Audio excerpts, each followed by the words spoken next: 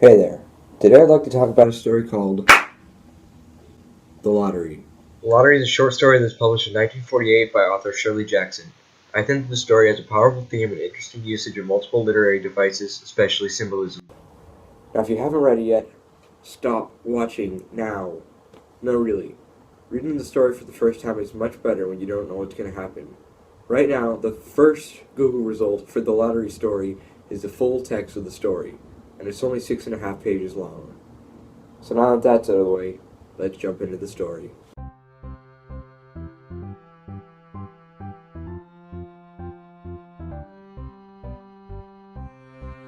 The story begins by showing the normal lives of the residents. Children play and gather rocks while the adults make small talk. They are interrupted when Mr. Summers, the man in charge of the lottery, gathers them to carry out the drawing.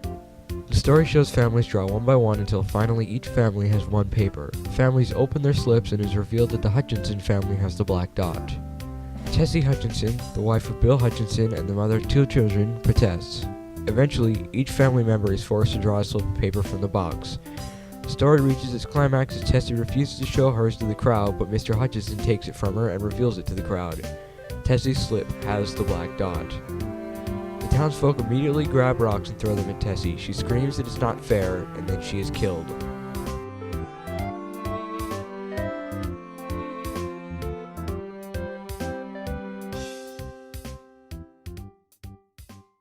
When reading the story for the first time, the plot is rather simple. In fact, the build-up might even seem boring. But there's one thing I want to bring up. This diagram is designed to visualize the plot of a story. In the beginning, you had the introduction. This is where the setting and characters are established. Then, the inciting incident. This is what starts the events of the story.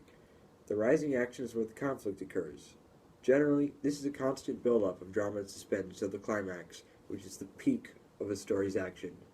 After this, everything is resolved during the falling action, and the story ends with its conclusion. But a plot diagram for the lottery would look more like this. As you can see, the story has its introduction, inciting incident, rising action, and climax, but a few things are different. The rising action is split into 2 parts. First is the slow build-up that increases suspense as each family draws from the box. The second is the events after the Hutchinson family is chosen that quickly build up to the climax where Tessie is chosen and killed. The second is that the story doesn't really have a falling action or a conclusion. The story ends right as Tessie is killed. From the story itself, "It isn't fair, it isn't right," Mrs. Hutchinson screamed, and then they were upon her. That's the final line. It doesn't actually go down from there. The conflict of the story is man versus society, both in the fact that all the characters are at risk of being killed, and Tessie's protests against the lottery.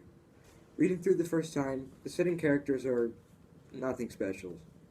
Although the ending is an interesting twist, nothing really stands out that much. For the first read-through, I give the story a 6 out of 10. Good, but nothing special.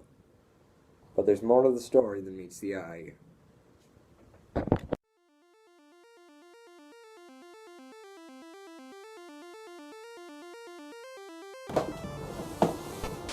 The next thing I'd like to address is the different literary devices employed in the story.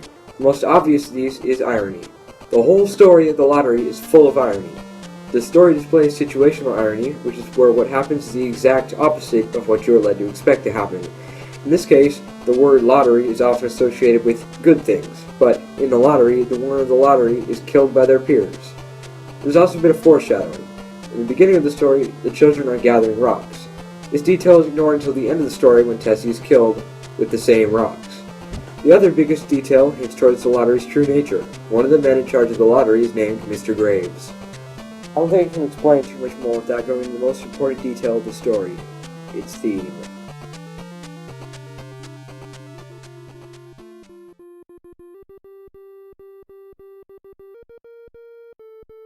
The story is designed to entertain the reader, but also to give them a cautionary tale about its theme, the danger of blindly following tradition. The lottery is tradition for the residents. In the words of Old Man Warner, "There's always been a lottery." Old Man Warner himself is one of the most important characters in the story. He represents how deeply the tradition of the lottery has been ingrained into the minds of the villagers. When one character mentions that a nearby town stopped holding lotteries, he replies calling them a pack of crazy fools. He mentions an old saying, "Lottery in June, corn be heavy soon." This is similar to the human sacrifice practiced by the Aztecs. The Aztecs were an empire located in what is now Mexico. part of their religion, they practice human sacrifice. These sacrifices were supposed to ensure their safety. Even Tessie herself is not completely free from the mindset. When her family is chosen, she doesn't attempt to stop the lottery, but instead says, "I think we ought to start over." Her resistance was not out of a belief that the lottery was wrong, but one that it was unfair that her family was chosen.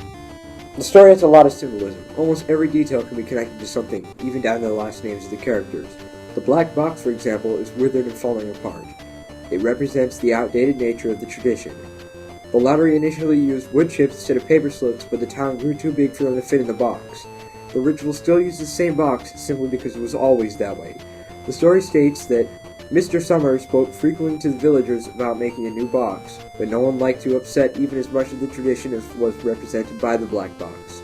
There was a story that the present box had been made with some of the pieces of the box that had preceded it, the one that had been constructed when the people first settled down to make a village here. The stones used are also important. Being killed by being pelted with rocks is awful, and it specifically involves a crowd and thus brings the whole town together in the killing, but they can also be interpreted as having another meaning. Stoning is a punishment commonly used in many religions. Stoning is a punishment in the Bible, and some nations still use it as a method of execution today. Furthermore, there is a character whose surname literally means "of the cross," referring to the Christian cross. Mrs. Delacroix is one of the characters who is most enthusiastic about the stoning. When Tessie is protesting against the lottery, Mrs. Delacroix tells her to be a good sport, and when the time comes for the stoning, she immediately grabs the biggest stone she can find. Finally, Tessie Hutchinson shares her surname with Anne Hutchinson. Anne Hutchinson was a religious leader in the Massachusetts Bay Colony in 1634. When she spoke out against the Church of Boston, she was tried for heresy and banished from the colony. With all this evidence, it's clear that the story has some anti-theistic messages, or at least those against organized religion.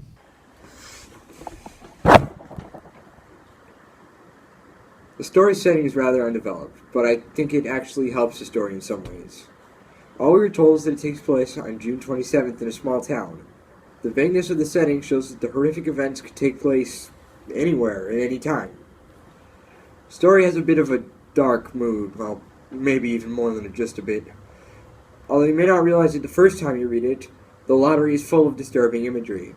For example, after their slips are revealed to be safe, the Hutchinson children start laughing, even though they know that one of their parents is about to be killed. The tone of the story is rather casual about the whole matter, which actually adds to the dark tone. Near the beginning, the lottery is mentioned like this. The lottery was conducted, as were the square dances, the teen club, the Halloween program, by Mr. Summer. I think the lottery is a good story. Although it isn't anything special reading it for the first time, when rereading the story you realize how all the little details Jackson scattered through the story are connected. I rate the lottery 8 out of 10.